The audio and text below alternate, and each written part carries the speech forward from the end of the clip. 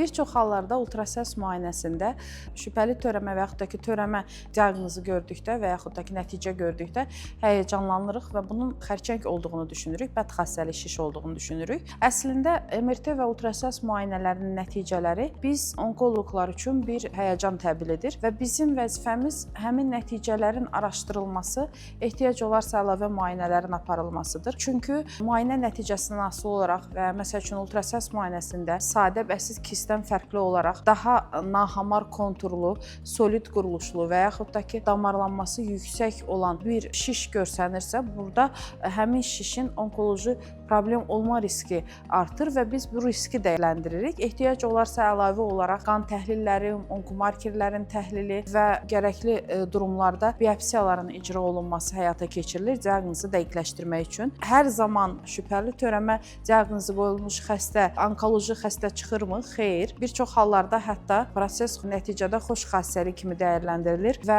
ona uyğun hərəkət edirik. Şübhələnmək və şübhələrimizin üzərinə getmək xüsusilə biz onkoloqların borcudur. Diaqnozu dəqiqləşdirib hər hansı bir diaqnostik xətaya, diaqnostik nəzərdən qaçmaya yol açmasın. Sağ olun, özünüzə və diaqnozunuza qarşı biganə olmayın.